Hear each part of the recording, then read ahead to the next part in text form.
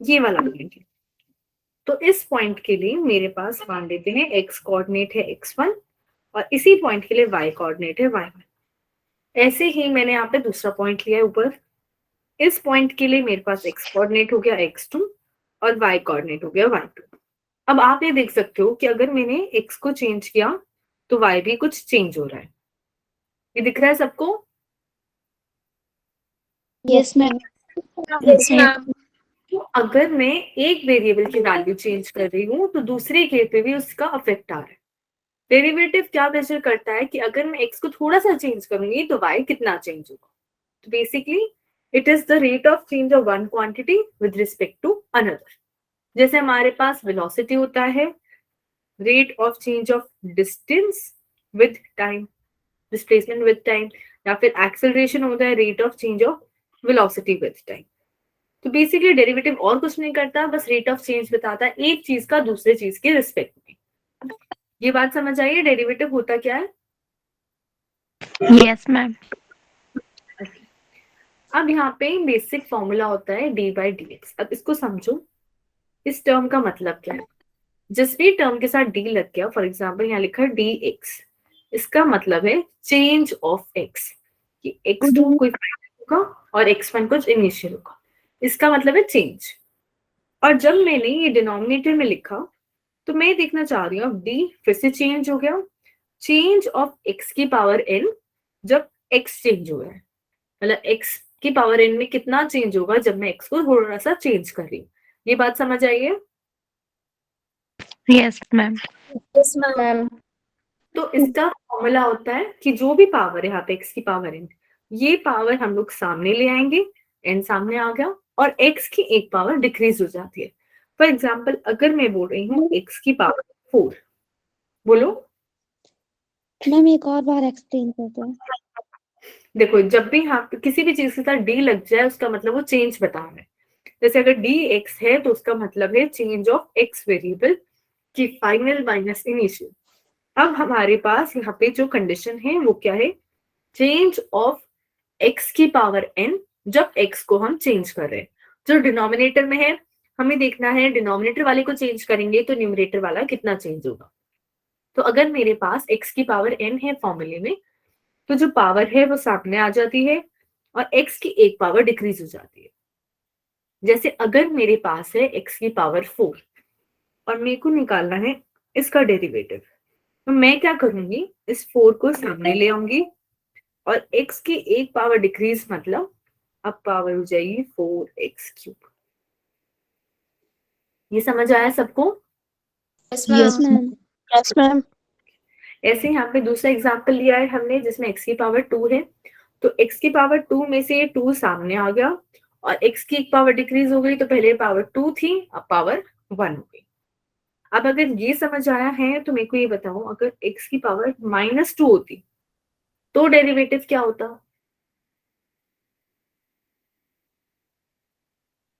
अगर पावर -2 है तो -2x ma'am -2 correct correct, minus -2 सामने आ गया और x की पावर एक डिक्रीज होगी तो और नेगेटिव में हो जाएगी वैल्यू, -2 x की पावर -3।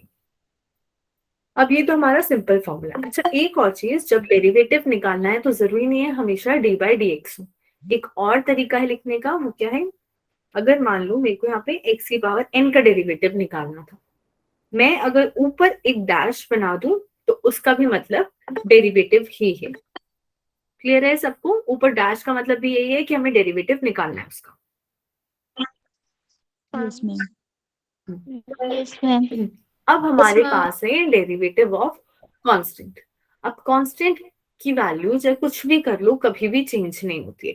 जैसे अगर 2 की वैल्यू है, चाहे आप टाइम को कम कर लो ज्यादा कर लो, 2 तो 2 ही रहेगा। तो ऐसी चीजों का चेंज हमेशा 0 आता है।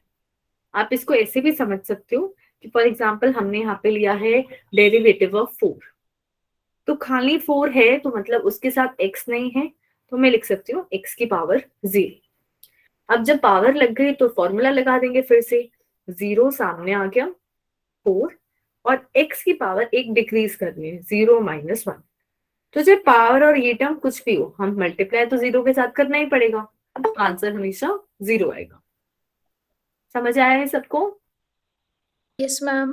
Yes, ma'am. Yes, ma'am.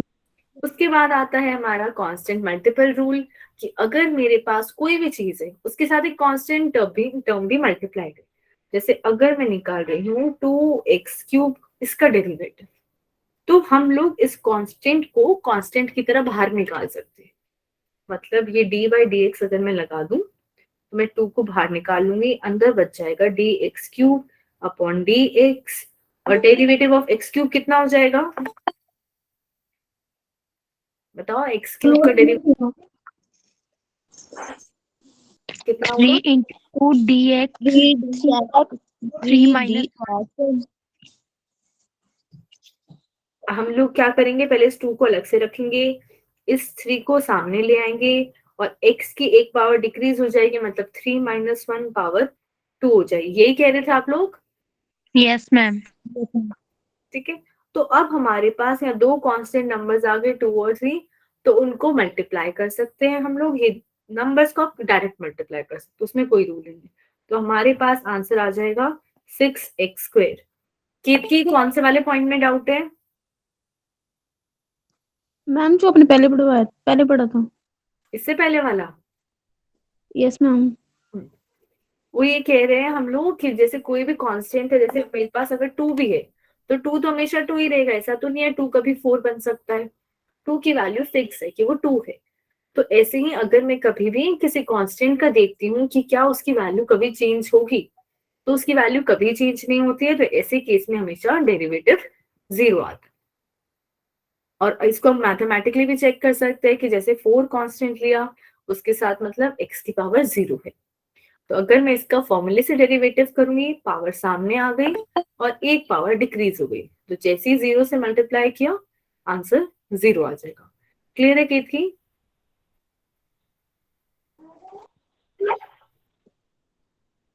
केतकी क्लियर है आपको?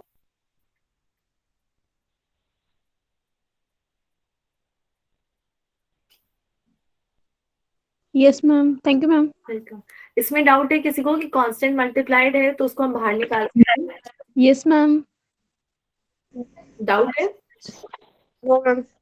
ठीक, मैम एक बार प्लीज करना।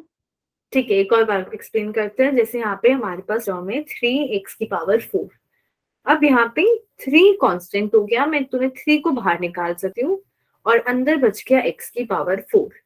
तो इसका डेरिवेटिव करने के लिए हमने 3 को बाहर ही रखा, जो पावर थी वो सामने आ गई 4 और एक पावर डिक्रीज हो गई।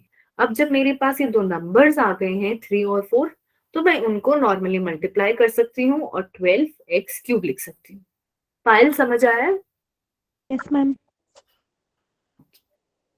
और किसी को डाउट है इन स्लाइड्स में अभी तक? फिर हमारे मैम आता है ओके, फिर हमारे पास आता है सम और डिफरेंस रूल। अब जैसे कभी भी आप कोई भी फॉर्मूला करोगे तो एडिशन या सब्ट्रैक्शन करने के बाद फॉर्मूला नहीं बदलता, बहुत ही रेयर केस होगा कि वो चेंज होगा। तो ऐसे ही यहाँ पे अगर मेरे पास दो टर्म्स है, दो फंक्शन है x के, और उनका एडिशन और सब्ट्रैक्शन का डेरिवेटिव करना है, तो मैं उनको अलग अलग करके भी डेरिवेटिव कर सकती हूँ। कि पहले fx का डेरिवेटिव कर दिया और फिर gx का, फिर जो भी आंसर आएगा, अगर एडिशन का क्वेश्चन था तो ऐड कर दो, नहीं सब्ट्रैक्शन का क्वेश्चन था तो सब्ट्रैक्ट कर दो। जैसे अगर मेरे पास है d/dx of x³ plus x की पावर 4, तो मैं इसको दो पार्ट में ब्रेक कर सकती हूँ, x³ plus d/dx of x की पावर 4। आप चाहे तो डायरेक्ट यहाँ से भी लिख सकते हो जो आपके पास मेन क्वेश्चन था, और चाहे उसे दो पार्ट्स में ब्रेक करके कर सकते हो। तो बताओ x³ का डेरिवेटिव क्या आएगा फिर से?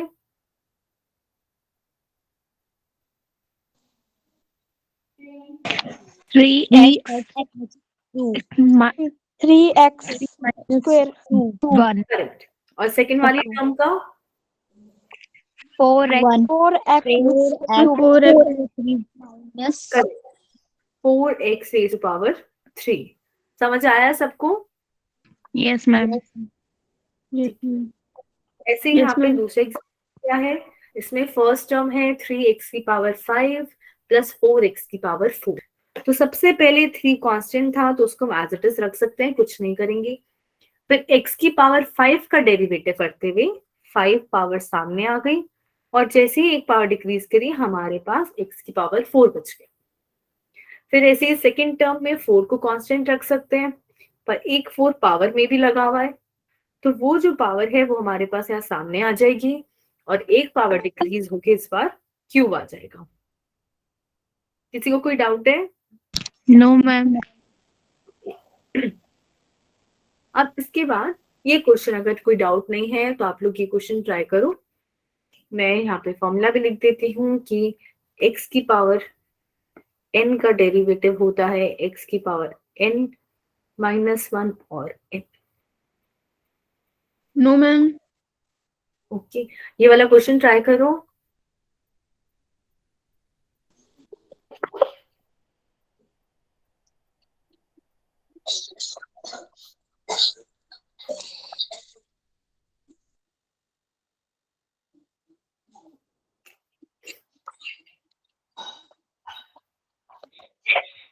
-20 x की पावर -11 प्लस 14 -14 x की पावर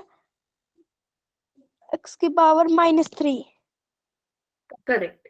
जो फर्स्ट टर्म है उसमें हमारे पास पावर -10 है, तो हम इस -10 को पहले सामने वाले टर्म से मल्टीप्लाई करेंगे, तो क्या -20। अब पावर 10 थी तो एक डिक्रीज करनी पड़ेगी, -1 लगा दिया।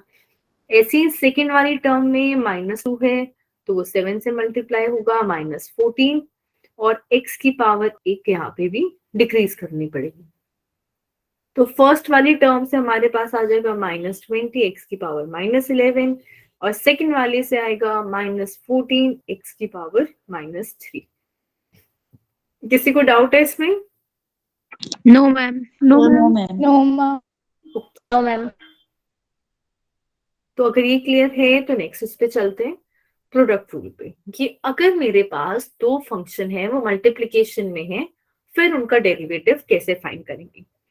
तो मान लेते हैं वो दो फंक्शन है u और v, और अब मेरे को d/dx ऑफ uv फाइंड करना है। ये uv कुछ भी हो सकते हैं। तो हमें क्या करना है, जब भी मल्टीप्लाई होंगे तो दोनों का साथ में नहीं निकाल सकते, एक एक करके निकालोगे।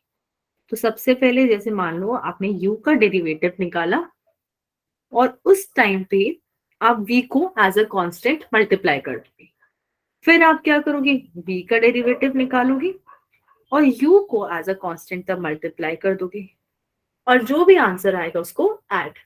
फॉर एग्जाम्पल, अगर मेरे पास है d/dx of x² into 4x plus 1, ये है। तो अब अगर इस केस में है तो मेरे पास मान लेते हैं ये u है और ये वाला v है। तो जब हम करेंगे तो सबसे पहले x² का डेरिवेटिव निकालेंगे और 4x प्लस 1 को एज अ कांस्टेंट रखा। फिर हम क्या करेंगे, 4x प्लस 1 का डेरिवेटिव निकालेंगे और x² को कांस्टेंट की तरह मल्टीप्लाई कर देंगे। जैसे x² का डेरिवेटिव आ गया 2 इंटू x की पावर 1, और यही टर्म एज इट इज। फिर सेकेंड वाले से आया 4x प्लस 1 का डेरिवेटिव क्या आएगा, सोच के बताओ।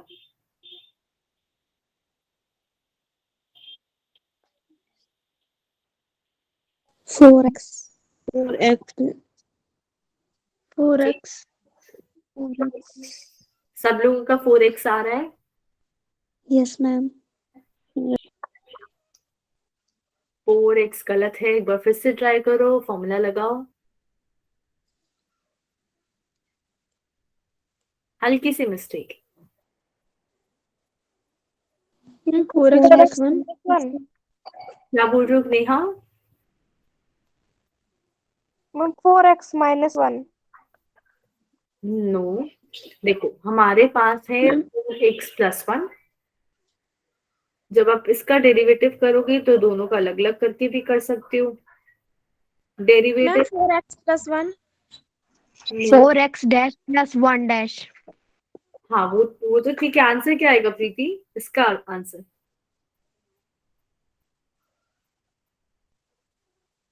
सेकेंड वाली टर्म का डेरिवेटिव क्या हो जाएगा?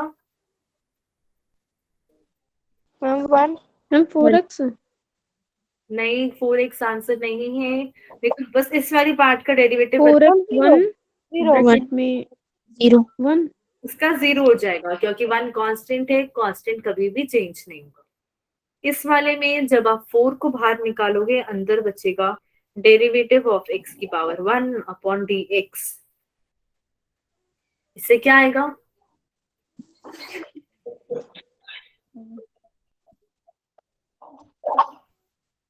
मैम 4x पावर -1 नहीं, देखो हमारे पास है डेरिवेटिव ऑफ x की power 1 upon derivative of x। Power 1 है, 1 पावर आ गई, एक पावर डिक्रीज हो गई, 1 माइनस 1, तो 1 इंटू एक्स की पावर 0। एक्स की पावर 0 क्या होता है?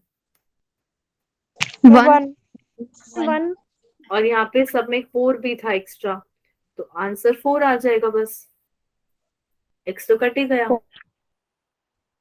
तो आप ऐसे भी याद रख सकते हो कि ऊपर और नीचे सेम टर्म हो गई है dx बाई dx, तो आंसर 1 आ जाता है, और फिर जो भी कांस्टेंट है वो एज इट इज मल्टीप्लाई हो जाएगा। समझ आया ये सबको? yes मैम yes ma'am तो अब यहाँ पे एक और yes एग्जाम्पल मैम का, ठीक है।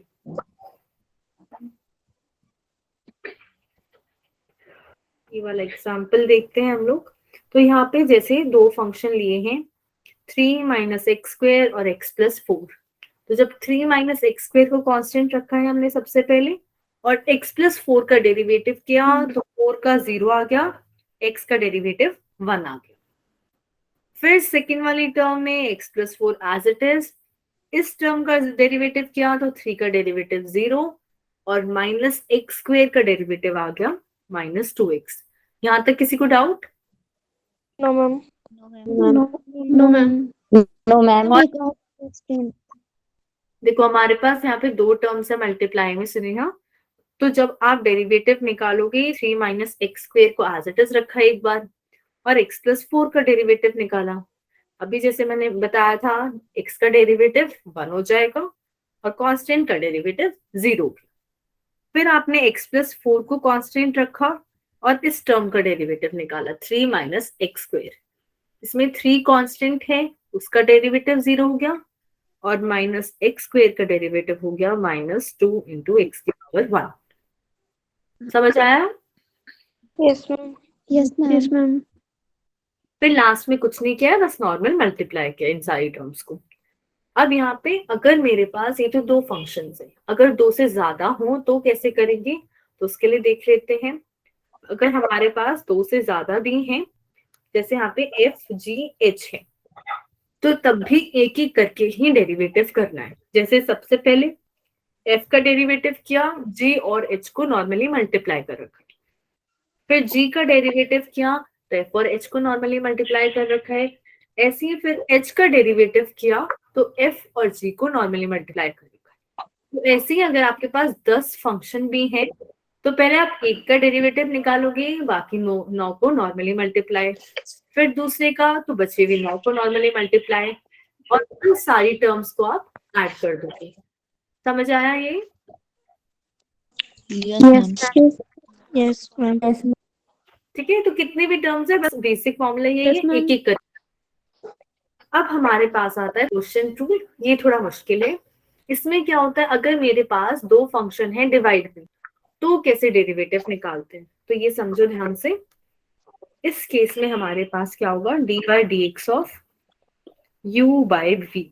अब मैंने फिर से फंक्शंस का नाम u और v ले लिया। तो जो वहां पे कर रहे थे पहले, तो एक एक करके डेरिवेटिव करना पड़ेगा। पर एक चीज ध्यान रखो, इसमें पहले न्यूमरेटर का करते हैं, मतलब u का डेरिवेटिव और v को कांस्टेंट, फिर डिनोमिनेटर का करेंगे v का डेरिवेटिव और फिर u को कांस्टेंट। अब मैंने ऐसा इसलिए करवाया है क्योंकि बीच में यहाँ पे एक माइनस साइन आता है। अगर आपने उल्टा डेरिवेटिव कर दिया तो इससे आंसर गलत आ जाएगा। और फिर जो डिनोमिनेटर में कोई भी टर्म है, जैसे यहाँ पे v लिया है मैंने, उसका बस स्क्वायर करना है। उसमें डिनोमिनेटर में कोई डेरिवेटिव नहीं है, डिनोमिनेटर में बस स्क्वायर है। ये समझ आया सबको formula? Yes, ma'am. Yes, ma'am. अब इसका एक एग्जाम्पल लेते हैं। जैसे हमने यहाँ पे लिया है derivative of 3x upon x square minus 1। तो सबसे पहले 3x का डेरिवेटिव किया, x का डेरिवेटिव 1 हो जाएगा, पर 3 मल्टीप्लाइड है तो यहाँ पे 3 आ गया और डिनोमिनेटर एज इट इज रखा हुआ है। फिर हमने क्या किया, एक्स स्क्वेयर माइनस 1 का डेरिवेटिव किया, यहाँ से हमारे पास डेरिवेटिव आया 2x और न्यूमरेटर को नॉर्मली मल्टीप्लाई किया, और जो टर्म डिनोमिनेटर में थी एक्स स्क्वेयर माइनस 1 उसका बस स्क्वायर कर दिया डिनोमिनेटर में। समझ आया हमने यहाँ पे क्या किया है सबको? Yes, ma'am. यहाँ पे Yes, ma'am. इम्पोर्टेंट नोट क्या है कि अगर आप कोशिश करो ऊपर का अलग और नीचे का अलग डेरिवेटिव निकालने की, तो उससे कभी भी आंसर मैच नहीं होगा। तो आप ये नोट ध्यान में रखो कि derivative of a fraction is not equal to numerator का अलग और डिनोमिनेटर का अलग। उसमें आपको एक क्वेश्चन रूल ही लगाना पड़ेगा। अब हमारे पास यहाँ पे कुछ कॉमन डेरिवेटिव्स हैं ट्रिग्नोमेट्री के। जैसे साइन का डेरिवेटिव हमेशा कॉस होता है, कॉस का हमेशा माइनस साइन होता है, टैन का सीकेंट स्क्वायर एक्स होता है, कॉट का माइनस कॉसिकेंट स्क्वायर एक्स होता है, सीकेंट का secant X into tan X, cosecant का minus cosecant into cot x.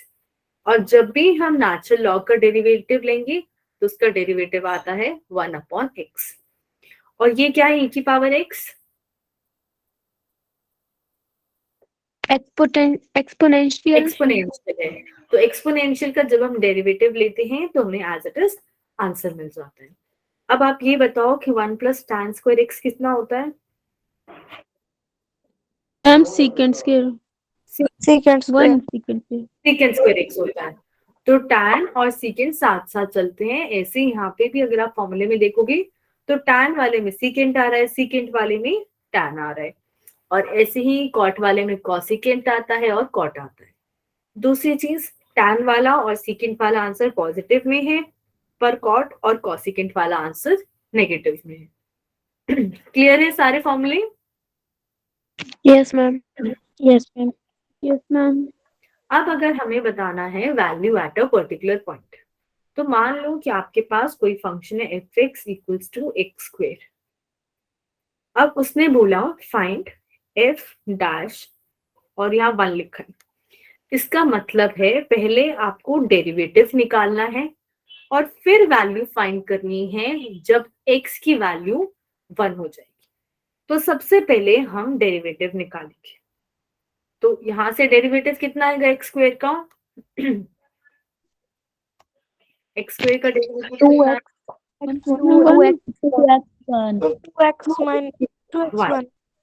2x1 आ गया। अब उसने ये नहीं पूछा था, उसने पूछा था f डैश 1, मतलब x की जगह हमने अब 1 लगाना है। पहले मत लगाना, आंसर नहीं आएगा कभी भी, हमें बाद में लगाना x की जगह 1। तो आंसर आया 2 into 1 2। समझ आया कैसे निकालना है value at a particular point?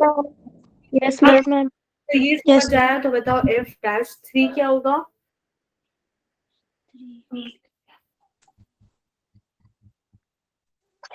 6 हो जाएगा। अब की जगह बस 3 लगा देंगे, तो 2 into हमारे पास 6 आ गया। ये समझ आया ना सबको? हमेशा 2 से ही मल्टीप्लाई करेंगे। नहीं, हमेशा 2 से नहीं Yes, होगा। ma'am. इस वाले फॉर्मूले में डेरिवेटिव आया ना, इसलिए 2 से करा है। Derivative Yes, ma'am. आएगा उसी से। जैसे हमने यहाँ पे एक मुश्किल क्वेश्चन लिया है कि 2 फंक्शन पहले मल्टीप्लाई में है, तो इनका डेरिवेटिव निकालने के लिए पहले प्रोडक्ट रूल लगाया हमने। एक बार एक को कांस्टेंट रखा, दूसरे का डेरिवेटिव किया, और मान लो पूरा सॉल्व करके हम लोग इस एक्सप्रेशन पे पहुंचे। अब उसने क्वेश्चन में पूछा था h डैश एट 1, मतलब पहले डेरिवेटिव निकाल के फिर x की जगह 1 वैल्यू पुट करनी थी। तो हमने जहां जहां x था, जैसे x की पावर 4, तो अब लिख दिया 1 की पावर 4, फिर x का स्क्वायर था तो आ गया 1 का स्क्वायर, यहाँ पे x था तो यहाँ पे 1 आ गया, और फिर वैल्यू निकालनी। समझ आया सबको? Yes, ma'am. Yes, ma'am. Yes, ma'am. अब हमारे पास चेन रूल देखते हैं। चेन रूल, चेन खेला है आप लोगों ने? Yes, ma'am. कैसे Ma'am. कैसे खेलते हो? Ma'am. कैसे खेलते हो?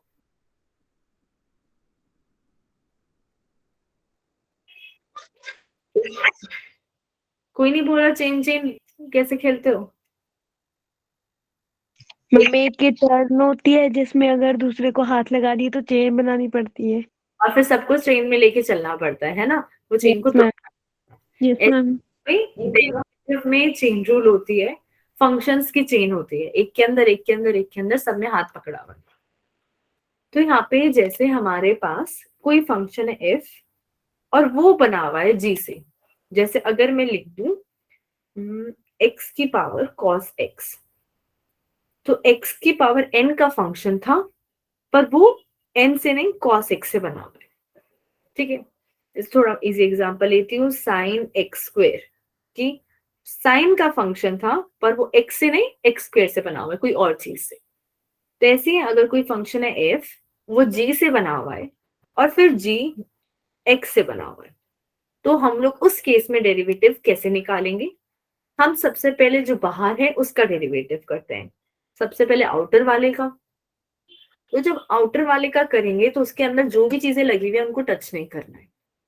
फिर जो उसके अंदर लगा हुआ है उसका अलग से डेरिवेटिव निकाला और उनको साथ में मल्टीप्लाई कर दिया। जैसे अगर मैं यहाँ पे बोल रही हूँ कोई फंक्शन है एफ एक्स और उसकी पावर है एन, तो हम देखेंगे कि सबसे पहले तो यहाँ पे किसी चीज की पावर एन आ गई, तो उसमें फॉर्मूला लगाया तो एन सामने आ गया और फंक्शन की एक पावर डिक्रीज हो गई। और फिर हमने क्या किया, ये जो अंदर फंक्शन था उसका अलग से डेरिवेटिव निकाल के उसको मल्टीप्लाई किया। समझ आया है थोड़ा बहुत? Ma'am repeat Yes, ma'am. देखो हमारे पास यहाँ कोई फंक्शन है एफ एक्स और उसकी पावर है एन, जैसे एक्स की पावर एन होता है, यहाँ पे एक्स नहीं है एफ एक्स है, तो एक्स की पावर एन के लिए फॉर्मूला होता है पावर सामने आ जाती है और एक पावर डिक्रीज हो गई। तो मैंने क्या कहा था, जब बाहर वाला फंक्शन देखेंगे तो वो किसी भी चीज से बना हुआ है, उसको नहीं टच करना है, एज इट इज रखना है। तो यार एफ एक्स की पावर ही डिक्रीज होगी एक से। अब जो भी अंदर चीज नहीं आई है जैसे एफ एक्स, उसका अलग से डेरिवेटिव लेके साथ में मल्टीप्लाई किया। अब आया थोड़ा समझ? Yes, ma'am. ऐसे ही जैसे सेकंड वाले उसमें लिखा है मैंने, एफ बना हुआ है जी के फंक्शन से, तो सबसे पहले एफ का डेरिवेटिव किया, उसके बाद जी के डेरिवेटिव से उसको मल्टीप्लाई कर दी। ऐसे ही अगर मेरे पास ट्रिग्नोमेट्री का फंक्शन है कि हमारे पास बाहर एक साइन कॉस कुछ भी है और अंदर एक एंगल है, तो सबसे पहले ट्रिग्नोमेट्री वाले का डेरिवेटिव करेंगे, उसके बाद जो भी एंगल नया आया है उसका डेरिवेटिव साथ में मल्टीप्लाई कर देंगे। कुछ एग्जाम्पल लेंगे तो क्लियर होगा एक बार। इससे पहले कुछ कॉमन रेट ऑफ चेंज देख लेते हैं, जैसे कि हमारे पास सबसे पहले speed, rate of change of distance upon time, ds upon dt। ऐसे एक्सेलरेशन है rate of change of velocity upon time, power है rate of change of work done upon time. और काउंट्स पर टाइम का मतलब है कितनी counting कर रहा है वो, 1 मिनट में या 1 सेकेंड में, तो dn अपॉन टाइम। तो एक तरीके से इन चारों केसेस में ही हम क्या निकाल रहे हैं, डेरिवेटिव निकाल रहे हैं। ये बात समझ आई है? Yes, ma'am. एस का डेरिवेटिव निकाल रहे हैं, इसमें v का निकाल रहे हैं, इसमें w का और इसमें n का। अब हम यहाँ पे चेन रूल के कुछ एग्जांपल्स देखते हैं। तो सबसे पहला एग्जांपल है, अगर मैं लूं cos की पावर 5x, तो बाहर जो मेरा मेन फंक्शन, तो सबसे पहले जो बाहर मेरा मेन फंक्शन है वो क्या है, cos। cos का डेरिवेटिव होता है माइनस साइन। तो अब ये ध्यान से देखो, मैंने कहा था जब बाहर वाली चीज का डेरिवेटिव करेंगे तो वो जिस चीज से बना हुआ है उसको चेंज नहीं करना है। जैसे cos के अंदर एंगल 5x था, तो यहाँ पे वही सेम एज इट इज मैंने एंगल रखा है। पर क्योंकि एंगल चेंज है तो मैं साथ में डेरिवेटिव मल्टीप्लाई करूंगी किसका, 5x का। और 5x का अगर आप डेरिवेटिव देखो, आप 5 बाहर निकाल सकते हो, अंदर बचेगा dx by dx, तो आंसर आ गया 5। हाँ, तो इसीलिए इस पूरे में हमने एक्स्ट्रा एक 5 से भी मल्टीप्लाई किया। ये समझ आया सबको? Yes, ma'am. मैम फिर से एक्सप्लेन कर दो। देखो हमारे पास पहले कॉस था और अंदर 5x लगा हुआ था, तो सबसे पहले कॉस का डेरिवेटिव करेंगे। कॉस का हो गया माइनस साइन, एंगल जो पहले लगा हुआ था वही रखना है। उसके बाद एंगल का अलग से डेरिवेटिव किया, डेरिवेटिव ऑफ 5x, और उसको यहाँ पे मल्टीप्लाई करना। ऐसे ही अगर मैं दूसरा एग्जांपल लूं, जैसे सीकेंट 4x क्यूब, तो इस केस में क्या होगा, हमारे पास सीकेंट का डेरिवेटिव होता है सीकेंट इंटू टैन। तो मैंने दोनों लिख दी, सीकेंट भी लिख दिया, टैन भी लिख दिया। आप ध्यान से देख सकते हो एंगल दोनों में सेम ही है, 4x क्यूब जो स्टार्ट किया था। फिर हम क्या करेंगे, अलग से 4x क्यूब का डेरिवेटिव निकालेंगे, तो 3 सामने आ गया, 12 x की पावर 2। तो उसी टर्म से मैंने एक्स्ट्रा यहाँ पे मल्टीप्लाई करा। ये क्लियर है सबको? Yes, ma'am. अब हम नेक्स्ट एग्जांपल Ma'am. यहाँ पे है हमारे पास कॉट। Yes ma'am. तो कॉट का डेरिवेटिव होता है माइनस कॉसिकेंट स्क्वायर। तो cot term as it is मैंने लिख दिया माइनस कॉसिकेंट स्क्वायर, और जो भी एंगल था उसको टच नहीं किया जब तक एंगल सेम रखा है। फिर अलग से 2 + 5x + 3x स्क्वायर, इसका अलग से डेरिवेटिव निकाला। तो 2 का डेरिवेटिव क्या होगा, Ma'am, 0. 0। 5 से डेरिवेटिव क्या आएगा, 5 आ जाएगा। और 3x स्क्वायर से 3x Ma'am, 6x. 6x 6x आएगा। तो हमारे पास टोटल आ गया 5 + 6x, और उसी से मैंने यहाँ पे मल्टीप्लाई करा हूँ। चेन रूल समझ आई है? Yes, ma'am. Ma'am. Yes, ma'am. अब यहाँ पे कुछ प्रैक्टिस मैम क्वेश्चंस हैं। मैम हम पहले डेरिवेटिव निकालेंगे फिर उस चेन को मल्टीप्लाई करेंगे उस डेरिवेटिव से। हाँ, तो इस यहाँ पे कुछ प्रैक्टिस क्वेश्चंस हैं 1 से लेके आई थिंक 5th तक में कोई चेन रूल नहीं लगेगी, वो तो डायरेक्ट फॉर्मूले से हो जाएंगे x की पावर n से। 6th और 7th में चेन रूल लगेगी। तो आप ये ट्राई करना, और इन केस अगर आपको नहीं आ रहा है या कंफ्यूजन है कि आंसर क्या है, तो नेक्स्ट पेज पे इनके सॉल्यूशंस भी अटैच्ड हैं। अब हम स्टार्ट करते हैं इंटीग्रेशन। तो डेरिवेटिव का मतलब होता है पीसेस में तोड़ना, इंटीग्रेशन का मतलब होता है छोटे छोटे पीसेस को जोड़ना। जैसे ये क्या होता है बताओ, ये जो मैंने सर्कल करा है, समेशन। करेक्ट, चीजों को ऐड करना। जब बहुत सारी चीजें ऐड करते हैं तो इन समेशन की जगह हम इंटीग्रेशन करते हैं, कि इंटीग्रेशन का सिंबल है ये एस, जहां पे भी ये लगा हुआ है मतलब हम इंटीग्रेशन कर। और ध्यान से देखो यहाँ पे कर्व लिया है, अगर इस कर्व में मैं बहुत सारे छोटे छोटे रेक्टेंगल बना दूं और इन रेक्टेंगल्स का एरिया ऐड करूं, तो मेरे को पूरा का पूरा एरिया मिल जाएगा कि यहाँ पे कितना एरिया है।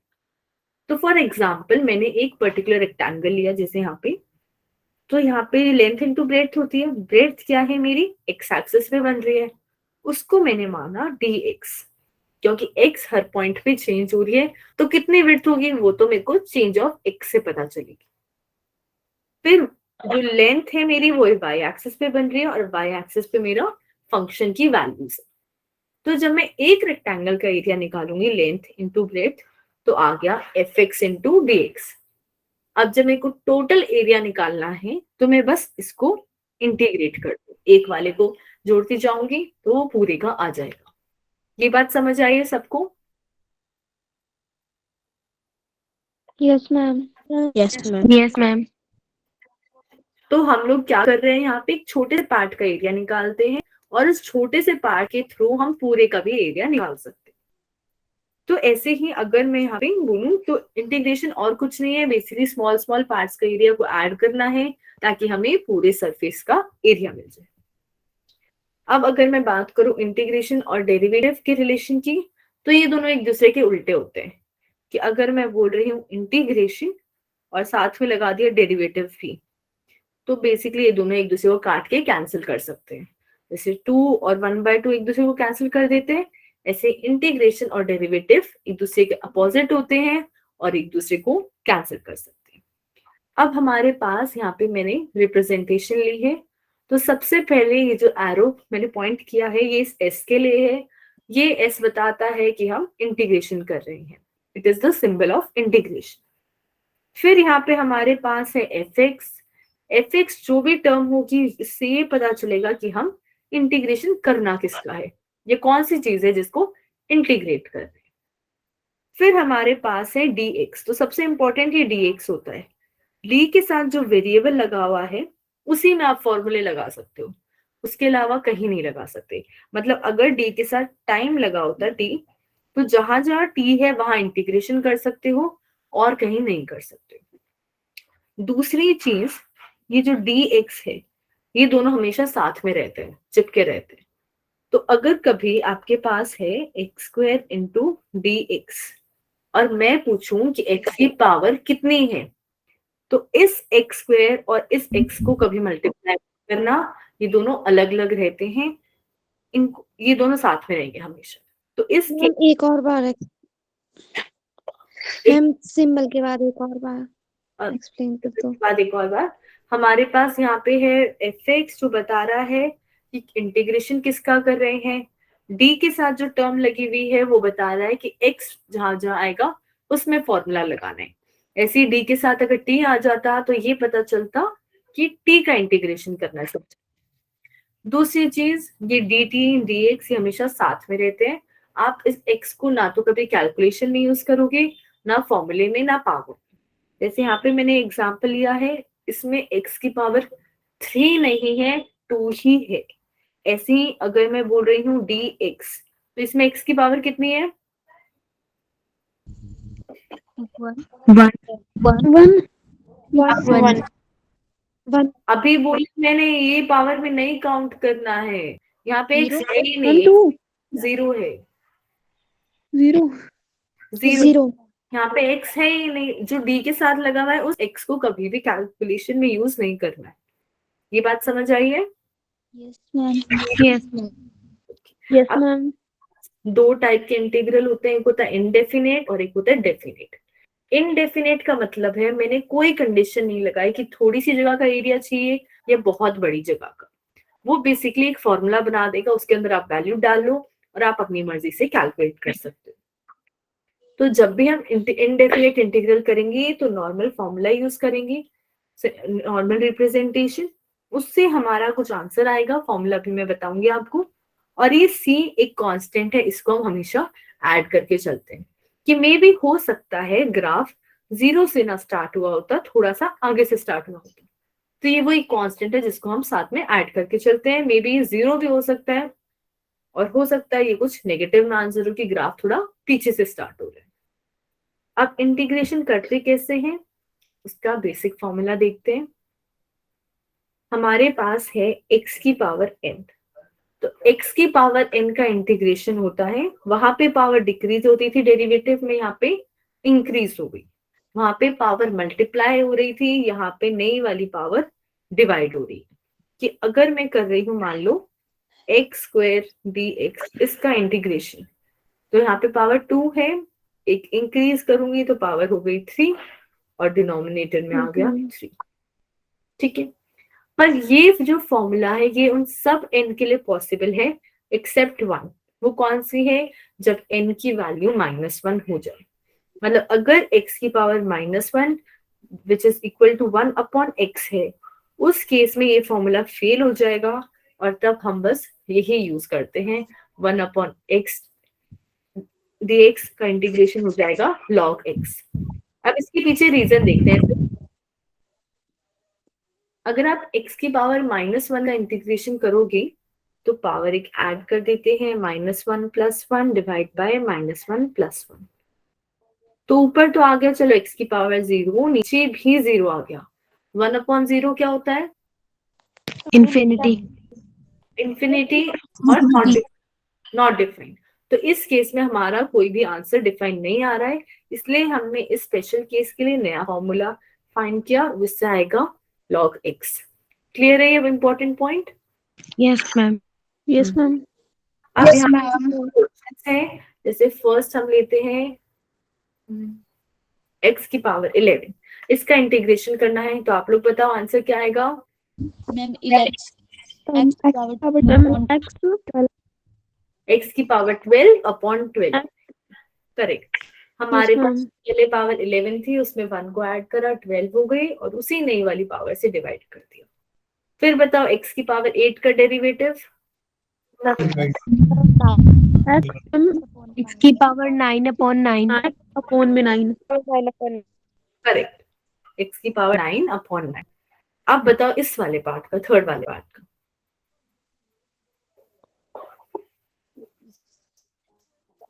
x की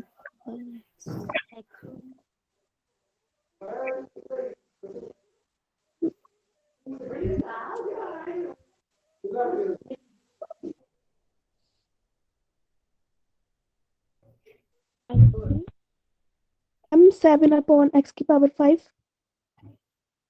कि पायल बोल रही है x की power 5, ma'am 6 log e। Log E नहीं आएगा। देखो यहाँ पे है हमारे, क्या बोल रहे हो उसने X की power 5. power 5 नहीं, देखो इंटीग्रेशन है पावर, Ma'am 6 x की power 5. नहीं रुक जाओ, सबका गलत है। यहाँ पे है 6 इंटू एक्स की पावर -4 अपॉन में है, मतलब पावर माइनस आ गई, और जब आप फॉर्मूला लगाओगे तो हमारे पास हो जाएगा 6 एक्स की पावर -4 प्लस 1 अपॉन -4 प्लस 1। तो यहाँ से आ गया 6 अपॉन -3 इंटू एक्स की पावर -3। ध्यान दो इस फॉर्मूले में सिर्फ न्यूमरेटर में ही एक्स की पावर n, तो डिनोमिनेटर में डायरेक्ट। एक्सक्यूज मी मैम हाँ बोलो। इसको हाँ तो फिर से एक्सप्लेन कर दूं ना। देखो Yes, ma'am. हमारे यहाँ पे डिनोमिनेटर में थी x की पावर 4, हमारे पास जो फॉर्मूला होता है उसमें न्यूमरेटर में होती है x की पावर n dx। तो अगर डिनोमिनेटर में है तो आपको नेगेटिव पावर करके आपको उसे ऊपर लाना पड़ेगा। जैसे 1/x को बोलते हैं x की पावर -1, ऐसे 1/x की पावर 4 को यहाँ पे लिखा हुआ है x की पावर -4। अब जब आप इसका इंटीग्रेशन करोगे तो -4 प्लस 1 डिवाइडेड बाय -4 प्लस 1, तो यहाँ से पावर आ जाएगी x की पावर -3 और डिनोमिनेटर में -3। अब बोलो किसको क्या डाउट है? No, ma'am. हो गया सबको No, doubt? ma'am. Yes ma'am. तो कभी भी डिनोमिनेटर से डायरेक्ट पावर ऐड मत करना, उसको पहले स्टैंडर्ड फॉर्म में लेकर आना न्यूमरेटर वाले। फिर हमारे पास है इंटीग्रेशन ऑफ एक्सपोनेंशियल। तो जब भी जैसे डेरिवेटिव होता है सेम इंटीग्रेशन भी होता है। यहाँ पे जैसे e की पावर x था, उसको एज इट इज हम इंटीग्रेट करेंगे तो सेम टर्म आ जाएगी हमारे पास। डेरिवेटिव में भी सेम फॉर्मूला था और इंटीग्रेशन में भी इसका सेम ही फॉर्मूला है। अब अगर हमारे पास एडिशन वाली बात करें तो वही जो डेरिवेटिव में करते थे वही सेम चीज यहाँ पे है, कि अगर मेरे पास दो चीजें हैं, मैं उनको ऐड कर रही हूँ और इंटीग्रेट कर, तो मैं क्या कर सकती हूँ, उनको अलग अलग इंटीग्रेट करके फिर ऐड कर दूं। कि पहले मैंने fx का इंटीग्रेट करा, फिर gx का करा और फिर उनको ऐड कर दिया। अब यहाँ पे इंपॉर्टेंट चीज क्या है कि आप दोनों के साथ इंटीग्रेशन भी लगाओ और दोनों के साथ dx भी लगाओ। फॉर एग्जाम्पल अगर हम लें कि x प्लस एक्स स्क्वायर है और इसका इंटीग्रेशन कर रहे हैं, तो एक बार x का कर लेंगे हम लोग, एक बार एक्स स्क्वायर का। तो जैसे x का करा हमने, x की पावर 1 थी, 1 में 1 ऐड किया, x की पावर 2/2 आ गया, और यहाँ पे x की पावर 2 थी तो 2 में 1 ऐड कर दिए, x की पावर 3/3 आ गया। ये समझ आया सबको? Yes, ma'am. Yes, ma'am. Yes, ma'am. मैं एक्सप्लेन कर दो फिर से एक बार ये. देखो केतकी, यहाँ पे हमारे पास दो टर्म्स है एडिशन में, तो एक बार हम एक का इंटीग्रेशन कर सकते हैं, फिर एक बार एक का, और जो भी आंसर आएगा उनको ऐड कर सकते हैं।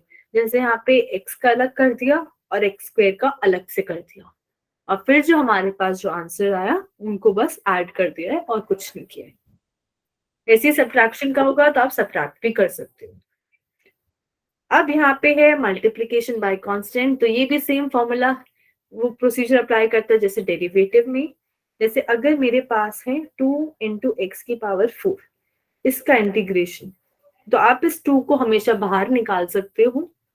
तो हमारे पास हाँ एज अ कांस्टेंट, ठीक कांस्टेंट है, एक्स की पावर 4 इंटू डी एक्स आ गया हमारे पास, एक्स की पावर 5 हो जाएगी अपॉन 5 प्लस सी।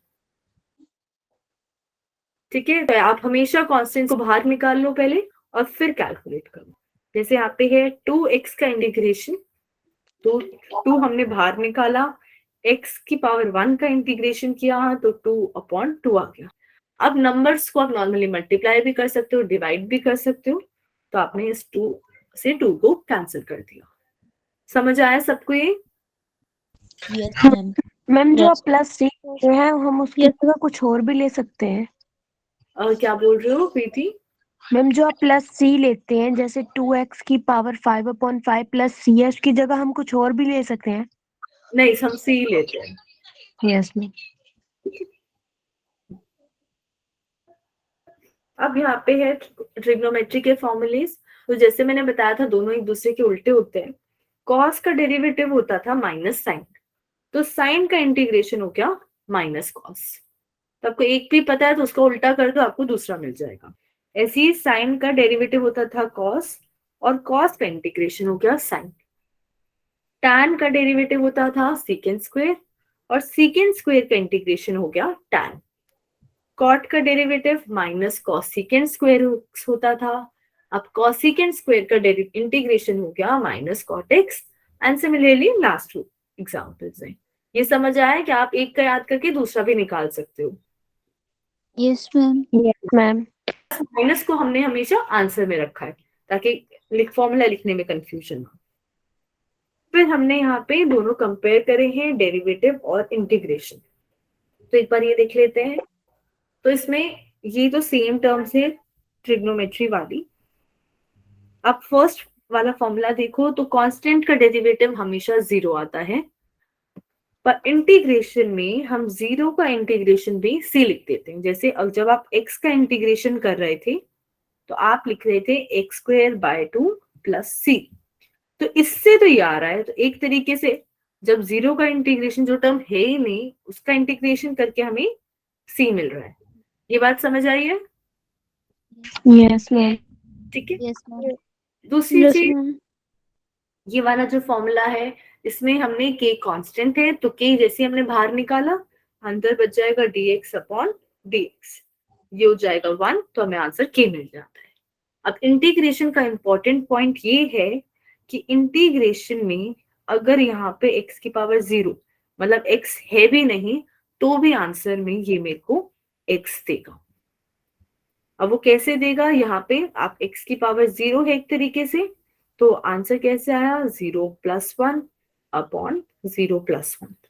तो अगर मेरे पास सिर्फ कोई कांस्टेंट है और उसका इंटीग्रेशन कर रहे हैं, तो आंसर में कांस्टेंट एज इट इज और साथ में एक x एक्स्ट्रा लग गया। ये बात समझ आई है सबको? Yes ma'am. ओके।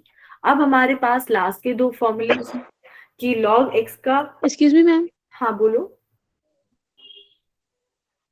बोलो केतकी, एक्सक्यूज मी मैम। बोलो।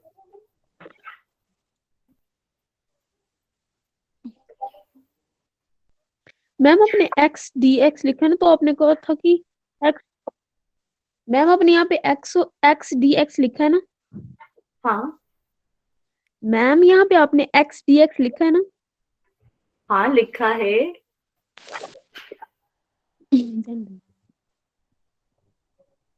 क्या किसी को क्लियर हो रहा है? उनका डाउट क्या है? No ma'am. मैम उन्होंने अभी तक यही बोला कि x dx लिखा है। हाँ मेरे को भी बस इतना ही समझ आया। और केतकी आप चैट बॉक्स में लिख दो। जो dx के साथ जो x होगा। हाँ बोलो। वो काउंट नहीं होगा कहीं पर भी। मैम अपने x dx लिखा है, तो आपने तो कहा था कि dx को जो x के साथ मतलब मल्टीप्लाई नहीं करना। मैंने फिर आपने कहा एक्स स्क्वायर क्यों लिखा यहाँ पे? ये इंटीग्रेशन का फॉर्मूला क्या है, एक्स की पावर 1 है, 1 में 1 ऐड कर एक्स की पावर 2 हो गई और डिनोमिनेटर में नई पावर आ गई। इन दोनों को मल्टीप्लाई नहीं किया, फॉर्मूला लगाया है। अब देखो मेरे पास लास्ट के दो फॉर्मूलेज हैं।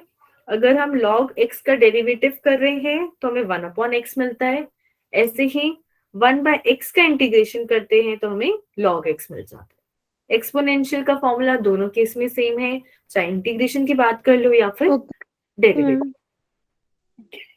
अब हमारे पास है यहाँ पे कुछ प्रैक्टिस क्वेश्चंस, या आप ट्राई करके लाना प्लीज नेक्स्ट क्लास में, क्योंकि आई थिंक आज सैटरडे हो गया तो नेक्स्ट थर्सडे को ही होगी, तो वहां तक ये सारे क्वेश्चंस एटलीस्ट ट्राई करना। मैं डेफिनेट इंटीग्रल्स का कुछ तो इंट्रो दे देती हूँ। डेफिनेट इंटीग्रल्स में हम लोग क्या करते हैं, जैसे यहाँ पे ये ग्राफ है और अब मैं आपको बोलूँ इस ग्राफ के नीचे का एरिया निकालो यहाँ पे, तो आपको नहीं पता है कि एरिया कहाँ से कहाँ तक निकालना है, पर जैसे ही मैंने बोल दिया कि जब x की वैल्यू 0 से 1 तक जा रही है बस तब का एरिया निकालना है, तो आपने क्या कर दिया, उस एरिया पे लिमिट लगा दी कि यहाँ इस वैल्यू से इस वैल्यू तक ही जाना।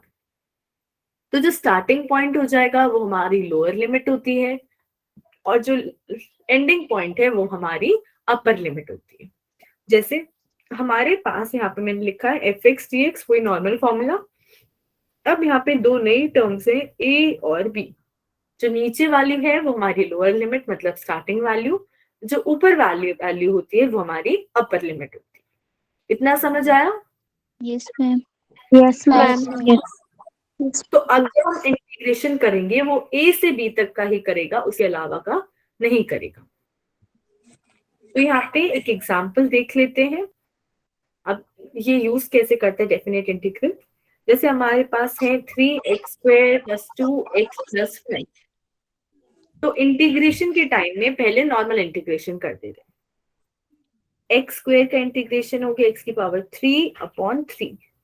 फिर सेकेंड टर्म से हमारे पास इंटीग्रेशन आएगा 2 × x की पावर 2/2। और थर्ड टर्म से क्या आएगा इंटीग्रेशन,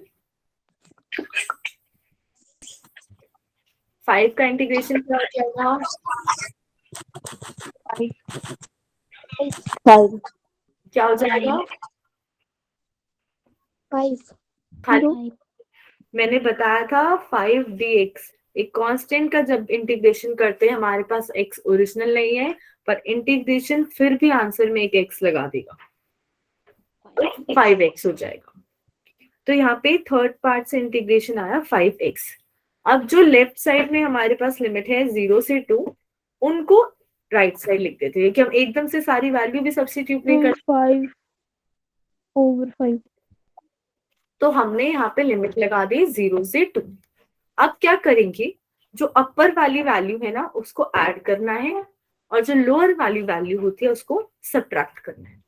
इसका मतलब क्या है, आप पहले अब ये बताओ, जब मेरे पास मैंने लिमिट लगा दी तो ये किसकी वैल्यू है, x की है ये वैल्यू, कि x की वैल्यू जब 0 से 2 है उसके लिए हम इंटीग्रेशन कैलकुलेट कर रहे हैं। तो जैसे डेरिवेटिव में हम वैल्यू सब्स्टिट्यूट कर रहे थे, यहाँ पे भी एक बार अपर वैल्यू सब्स्टिट्यूट कर देंगे, एक बार लोअर वाली वैल्यू। तो जैसे ही मैं 2 सब्स्टिट्यूट करती हूँ तो मेरे पास आएगा 2 का क्यूब + 2 का स्क्वायर + 5 × 2। यहाँ तक डाउट है किसी को?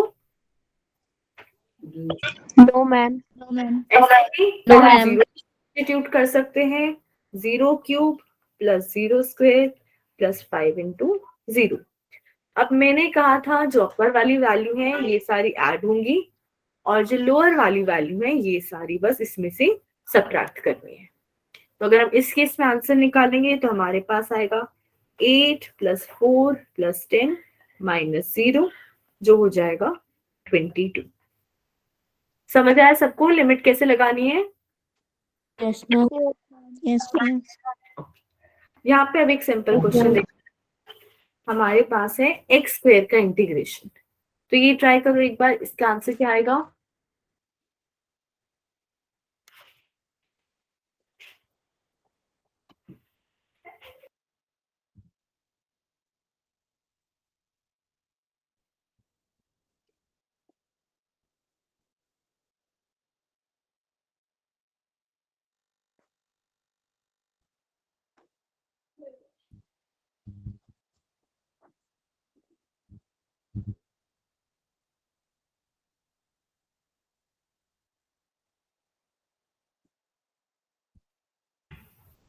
करा किसी ने ट्राई?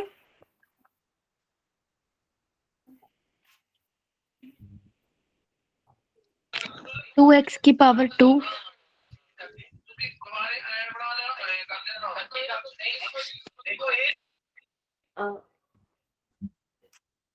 क्या आ रहा है यहाँ पे? और किसी ने ट्राई किया?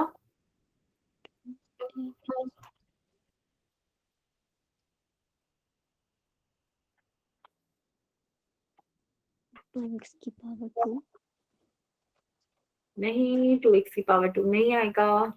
देखो यहाँ पे x स्क्वायर लगा हुआ है, इंटीग्रेशन करोगे तो एक पावर इंक्रीज हो जाएगी, x की पावर 3/3। अब जब आप इसमें वैल्यूज पुट करोगे लिमिट 0 से 2, तो सबसे पहले 2 पुट करोगे तो आपके पास आएगा 2 का क्यूब अपॉन 3, फिर 0 का क्यूब अपॉन 3 और इनको सब्ट्रैक्ट कर दोगे तो आंसर 8/3 आया। अब आप लोगों ने कैसे कैलकुलेट करा था?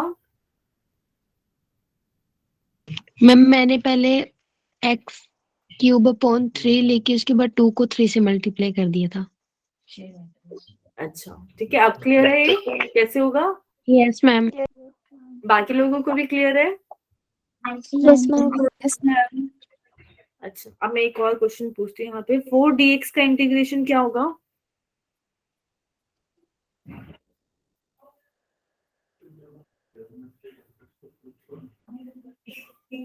फोर डी एक्स का इंटीग्रेशन क्या होगा?